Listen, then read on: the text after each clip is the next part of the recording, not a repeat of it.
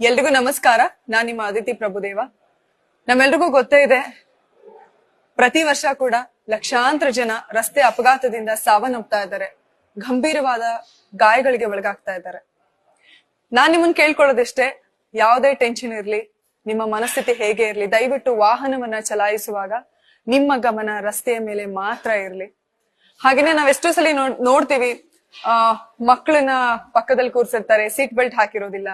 ಹಾಗೇನೆ two wheeler especially ಹೋಗ್ಬೇಕಾದ್ರೆ ಟ್ರಿಪಲ್ಸ್ ಹೋಗ್ತಾರೆ. ಹಾಗೇನೆ ಹಿಂದ್ಗಡೆ ಇರೋ ಯಾವುದೇ ರೀತಿಯ ಹೆಲ್ಮೆಟ್ ಧರಿಸಿರೋದಿಲ್ಲ.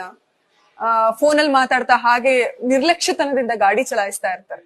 ಸೊ ಇದನ್ನೆಲ್ಲ ದಯವಿಟ್ಟು ಅವಾಯ್ಡ್ ಮಾಡಿ ಅನ್ನೋದಕ್ಕಿಂತ ಖಂಡಿತವಾಗ್ಲೂ ನಾನು ಹೇಳೋದಕ್ಕೆ ಇಷ್ಟಪಡ್ತೀನಿ, ನಿಲ್ಲಿಸಿ, ನಿಮ್ಮ ಗಮನವನ್ನ ರಸ್ತೆ ಮೇಲೆ ಮಾತ್ರ ಹರಿಸಿ ಅಂತ ಕೇಳೋದಕ್ಕೆ ಇಷ್ಟಪಡ್ತೀನಿ. ಹಾಗೇನೆ ಕರ್ನಾಟಕ ಸರ್ಕಾರ ಆಗಿರ್ಬೋದು ಅಥವಾ ಕೇಂದ್ರ ಸರ್ಕಾರ ಆಗಿರ್ಬೋದು, ಇದ್ರ ಬಗ್ಗೆ ಸಾಕಷ್ಟು ಕ್ರಮಗಳನ್ನ ಕೈಗೊಳ್ತಾ ಇದ್ದಾರೆ, ಸಾಕಷ್ಟು ನಿಯಮಗಳನ್ನ ಹಾಕಿದ್ದಾರೆ. ಸೊ ಅವನ್ನೆಲ್ಲದನ್ನು ನಮ್ಮ ಜೀವಕ್ಕೋಸ್ಕರ, ನಮ್ಮವರಿಗೋಸ್ಕರ, ನಮ್ಮ ಪ್ರೀತಿ ಪಾತ್ರರಿಗೋಸ್ಕರ ಕಡ್ಡಾಯವಾಗಿ ಪಾಲಿಸಿ ಅಂತ ಈ ಮೂಲಕ ಕೇಳ್ಕೊಳ್ಳೋದಕ್ಕೆ ಇಷ್ಟಪಡ್ತೀನಿ. ಸೇಫ್ ಆಗಿ ವಾಹನ ಚಲಾಯಿಸಿ, ಸೇಫ್ ಆಗಿರಿ.